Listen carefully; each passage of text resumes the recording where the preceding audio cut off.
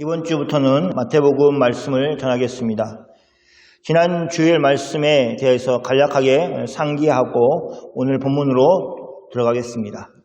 바벨론 포로로 있었던 유대 사람들, 정확하게는 유다 지파, 베냐민 지파, 레위 지파의 사람들이 하나님의 크신 은혜로 예루살렘으로 돌아왔습니다. 그것은 고레스 왕이 조서를 내려서 하나님의 백성들이 다 예루살렘으로 올라가서 하나님의 성전을 지으라고 명령하였기 때문입니다. 유다 백성들은 무슨 노력을 해서 되어진 것이 아니라 전적으로 하나님의 한없는 은혜의 결과였습니다. 유다 백성들은 예루살렘에 올라갈 수 있는 자유가 주어졌습니다. 그들은 먼저 번제단을 짓고 성전의 기초를 놓았습니다.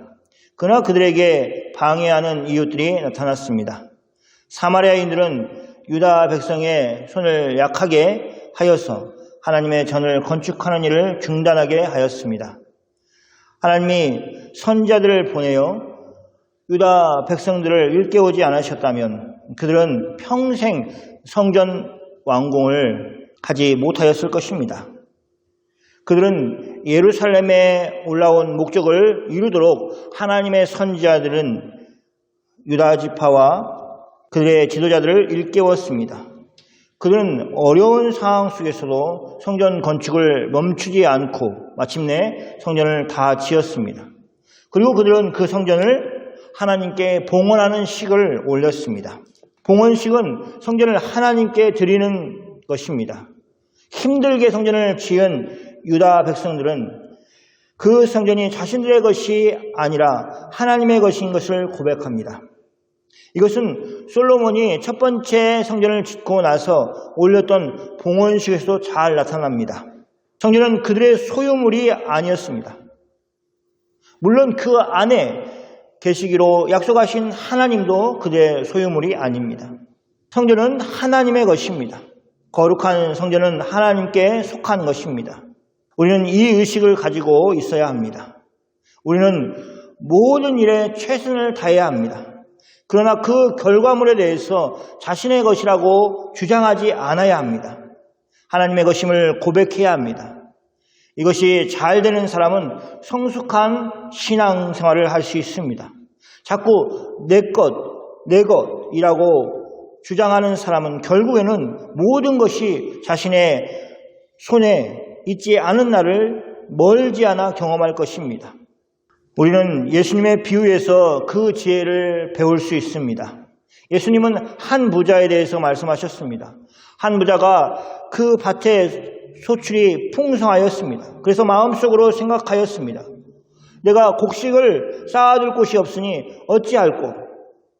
그는 자신의 곡간이 너무 적었기 때문에 그것을 헐고 더 크게 짓고 자신의 모든 곡식과 물건들을 거기에 쌓아두겠다고 생각하였습니다. 그는 여러 해 쓸 물건을 많이 쌓아두었으니 평안히 쉬고 먹고 마시고 즐거워하자고 생각하였습니다. 그런데 이 비유에서 하나님이 무엇이라고 하십니까? 누가복음 12장 20절 말씀을 함께 읽겠습니다. 같이 손에서 읽겠습니다. 하나님은 이르시되 어리석은 자여 오늘 밤에 내 영혼을 도로 찾으리니 그러면 내 준비한 것이 너의 것이 되겠느냐 하셨으니 하나님은 그 부자를 어리석은 자라고 하셨습니다. 이 부자야 라고 부르지 않고 어리석은 자여 라고 하셨습니다. 여러 해 쓸 물건을 많이 쌓아두고 즐기자라고 생각하는 사람에게 오늘 밤 내 영혼을 도로 찾을 것이라고 말씀합니다. 1년 후에 아니면 10년 후에 찾는 것이 아니라 오늘 밤이라는 만 하루도 지나지 않은 때에 그의 생명을 하나님이 찾으실 것이라고 하고 있습니다. 얼마나 급박하게 찾는가 하는 것을 알 수 있습니다. 이 말씀 속에서 부자는 세상 사람들에게는 당당하게 살지 모르지만 하나님 앞에서는 아무것도 아닌 존재라는 것을 보여줍니다. 그러니 진짜 지혜로운 사람은 자신의 수고로 자신의 피와 땀으로 일군 것까지도 하나님이 주신 것이고 또 하나님의 것이라는 고백을 할 수 있어야 합니다. 성전을 봉헌하는 것은 바벨론 포로 생활에서 돌아온 유다 사람들이 한 그 모든 수고의 결과물이 자신들의 소유가 아니라 하나님의 은혜로 되어진 것임을 보여주는 상징적인 건물이 되었습니다. 그것은 하나님의 것임을 고백하는 그들의 고백입니다. 우리도 그런 자세를 가지고 살기 바랍니다. 그래도 나는 수고했는데 하는 아쉬움을 가지지 마십시오. 하나님은 여러분의 모든 수고를 기억하시고 반드시 상을 주시는 분이심을 믿기를 바랍니다. 이것은 저의 말이 아니라 성경이 우리에게 그렇게 말씀하고 있습니다. 하나님께 나아가는 자는 반드시 그가 계신 것과 또한 그가 자기를 찾는 자들에게 상 주시는 분이심을 믿어야 한다고 말하고 있습니다. 오늘 읽은 말씀을 살펴보겠습니다. 오늘 본문처럼 우리는 예수님이 만들어 가시는 나라, 즉 하나님 나라에 속한 공동체가 있음을 확인할 수 있습니다. 그것은 예수님의 가족, 즉 혈연으로 들어갈 수 있는 것이 아닙니다. 예수님은 다른 기준을 말씀하시고 있습니다. 모두가 이 예수님의 말씀을 듣고 예수님이 만들어 가시는 새로운 공동체에 관심을 가져야 됩니다. 그리고 그 공동체의 특징이 우리 서부교회 안에서 잘 나타나는지를 살피고 그렇게 되기를 위해서 함께 노력해야 됩니다. 마태복음 12장 46절 말씀입니다. 같이 읽겠습니다. 예수께서 무리에게 말씀하실 때에 그의 어머니와 동생들이 예수께 말하려고 밖에 섰더니, 예수께서 무리에게 말씀하실 때에 예수님과 제자들은 집 안에 거하였던 것이 분명합니다. 반대로 예수님의 어머니와 동생들은 밖에 서 있습니다.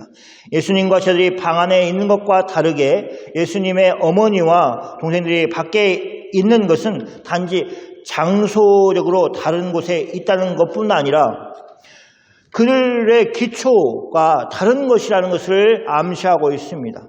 성경은 그들이 예수님께 말하려고 밖에 서 있다고 하고 있습니다.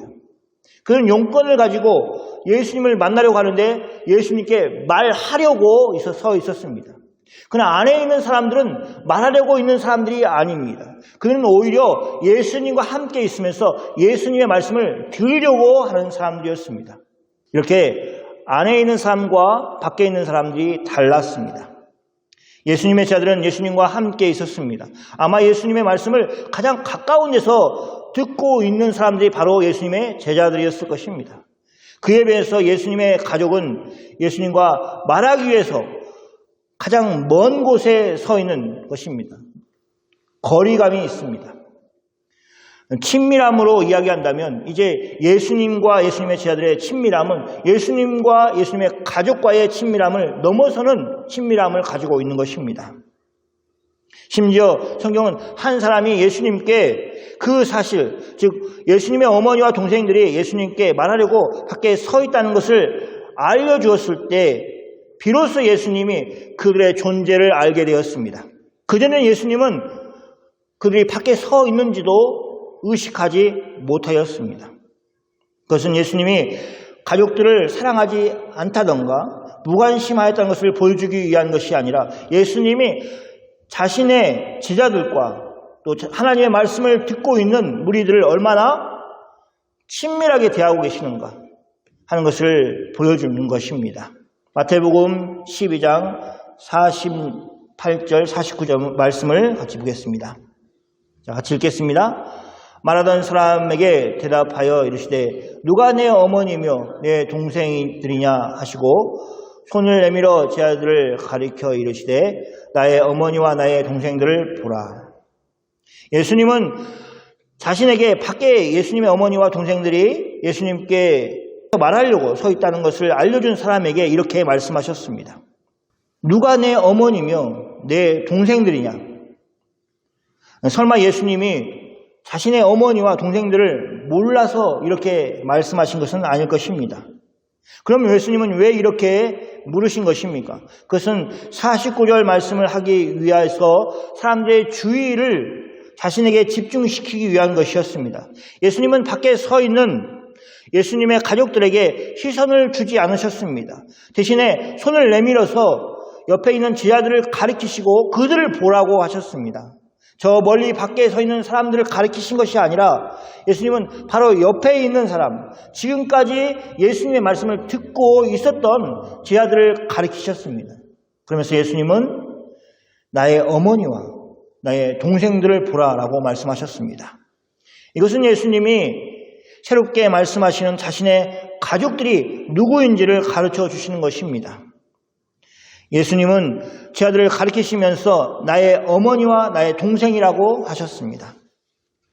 그에 반해서 예수님은 우리가 읽은 본문 바로 앞부분에 나와 있는 내용을 보면 표적을 보여주기를 구하는 서기관과 바리새인들을 향해서 악하고 음란한 세대라고 지적하였습니다.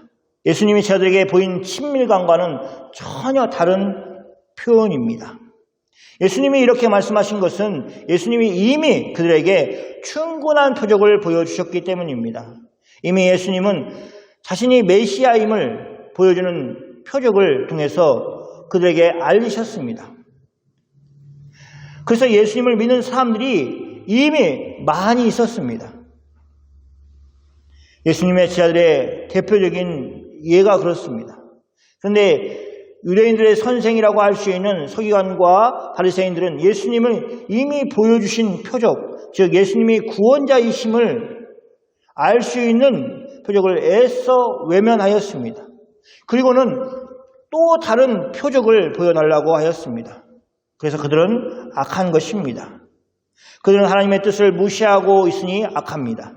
그들은 음란합니다. 왜냐하면 그들은 하나님 앞에서 순전한 마음으로 믿음을 가지려고 하지 않았기 때문에 그렇습니다.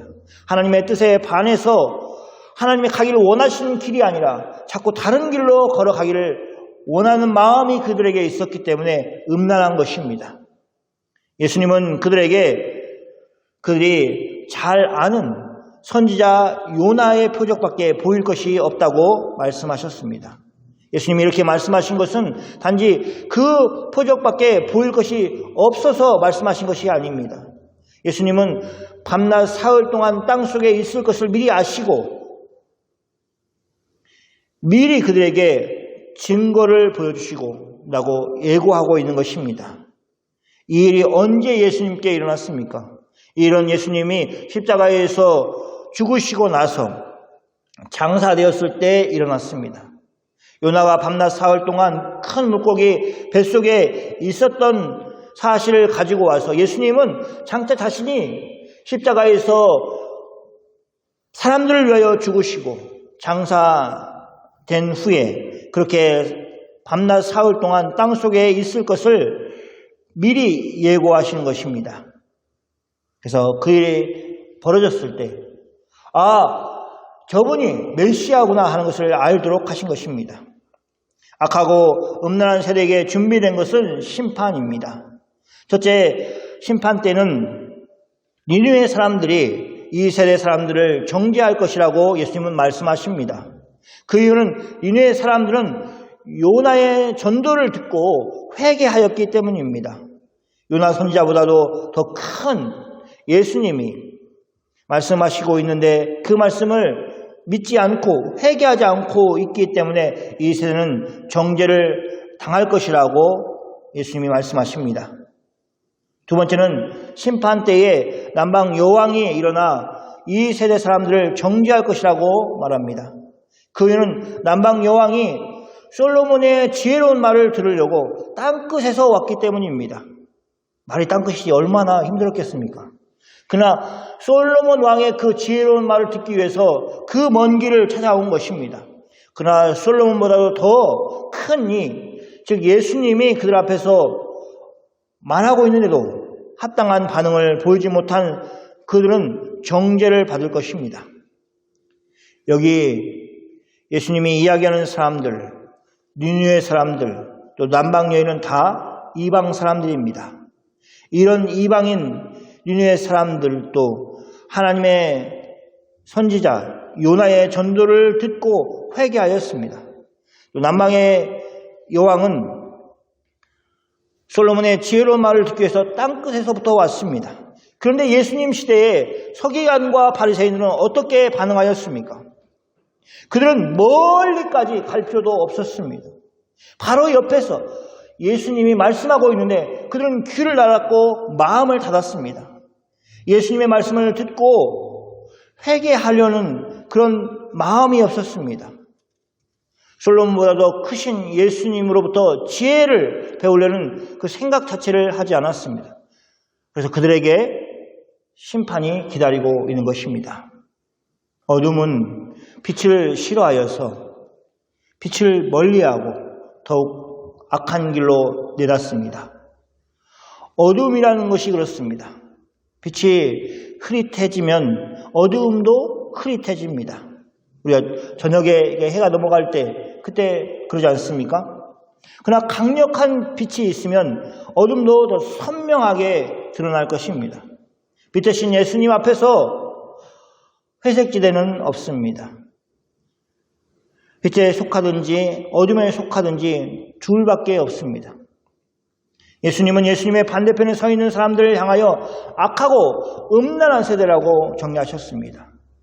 우리도 밝은 빛 가운데 거하면 우리의 죄가 정말 너무나 잘 보일 것이고 회개하지 않고는 그냥 견딜 수 없을 만큼의 그런 투명함을 가질 것입니다. 예수님의 시대에 이처럼 어둠에 여전히 거하는 사람들의 결국에 대해서 예수님은 마태복음 12장 45절에서 이렇게 말씀하십니다. 같이 읽어볼까요? 마태복음 15장 45절 말씀입니다. 이에 가서 저보다 더 악한 귀신 7을 데리고 들어가서 거하니 그 사람의 나중 형편이 전보다 더욱 심하게 되니라. 이 악한 세대가 또한 이렇게 되리라. 예수님은 지금 마귀 이야기를 하는 게 아닙니다. 예수님은 이 악한 세대가 어떻게 될 것인가를 말씀하고 있는 것입니다. 악하고 음란한 세대에게 주어진 미래가 이렇습니다. 예수님은 악한 세대에 대해서 말씀하실 때 더러운 귀신이 사람에게서 나갔을 때 쉴 곳을 얻지 못하고 다시 집, 곧 전에 나온 사람에게로 돌아가리라고 말씀하십니다. 와 보니까 그 집이 비어있고 청소가 되어 있고 정리가 되어 있는 것을 보고는 자기보다 더 악한 귀신 7을 데리고 들어가 거하였습니다. 그래서 그 사람의 나중 형편이 전보다 더욱 심하게 되었다고 성경은 말하고 있습니다. 이렇게 된 이유는 무엇입니까? 이 악한 세대가 예수님의 메시아됨을 인정하지 않았기 때문입니다. 그에 반해서 예수님의 제자들은 위시하여서 예수님을 따르는 사람들의 결국은 어떻습니까? 예수님께서 제자들을 향하여 나의 어머니와 나의 동생들을 보라라고 하는 그 말씀 속에 모든 것이 들어있습니다. 악하고 음란한 세대 속에서 그들은 하나님의 아들 예수 그리스도의 말씀을 듣고 예수님의 메시아임을 믿고 그러니 예수님이 이제는 그들을 자신의 가족으로 인정하고 있는 것입니다. 예수님이 새롭게 만드신 공동체의 일원이 되기에 충분합니다. 마태복음 12장 50절 말씀을 같이 읽겠습니다. 누구든지 하늘에 계신 내 아버지의 뜻대로 하는 자가 내 형제요 자매요 어머니니라 하시더라. 예수님은 같이 있던 제자들에게뿐만 아니라 세상 모든 사람들에게 문을 크게 열어주셨습니다. 누구든지 이 말 속에 차별이 없음을 보여주고 있습니다. 모든 사람에게 문이 열려 있음을 보여줍니다. 복음은 모든 민족에게 모든 나라에게 열렸습니다. 남녀를 구분하지 않고 노소를 구분하지 않고 빈부와 상관없이 예수님은 누구든지 예수님께 나오는 자를 받아주십니다. 예수님은 누구든지 하늘에 계신 내 아버지의 뜻대로 하는 자는 나의 형제요 자매요 어머니라고 하셨습니다. 실제로 예수님이 이 말씀을 하실 때에 제자들과 함께 방에 계셨을 것입니다. 그리고 예수님을 따랐던 제자들의 중에 남자들은 내 형제로 이해했을 것이고 또 예수님을 따랐던 여인들은 나의 자매로 이해했을 것입니다. 또 마리아와 같은 그 나이 또래의 사람들에게는 어머니로 이해했을 것입니다. 우리는 성경 속에서 그런 내용들을 충분히 찾아볼 수 있습니다. 제가 말하는 것은 이것입니다. 예수님이 내 형제요, 자매요, 어머니라 이렇게 말씀하셨을 때 그때 미래에 그렇게 되어질 것을 얘기한 것이 아니라 지금 예수님과 함께 방에 있으면서 예수님의 말씀을 듣고 그 말씀에 따라서 하나님을 사랑하고 있는 사람들을 향해서 예수님이 말씀하신 것입니다. 이렇게 생각하면 이 말씀을 더 실감나게 들릴 것입니다. 누구든지 하늘에 계신 아버지의 뜻대로 하는 자는 내 형제요, 자매요, 어머니니라 라고 했을 때 그 자리에 앉아있던 사람들은 내가 예수님과 형제같이 여겨지는 받는구나. 내가 예수님과 자매 같은 여김을 받는구나. 내가 어머니 같은 여김을 받는구나 라고 생각하면서 마음이 뜨거워졌을 것입니다. 이제 하늘에 계신 내 아버지의 뜻대로라는 말씀을 살펴보겠습니다. 이것은 하나님의 뜻대로라고 읽을 수 있습니다. 마태복음은 유대인들을 위한 복음서여서 그들은 하나님이라는 말을 함부로 사용하지 않았습니다. 망령되이 일컫지 않기 위한 것이었습니다. 대신에 그들은 하늘을 사용하였습니다.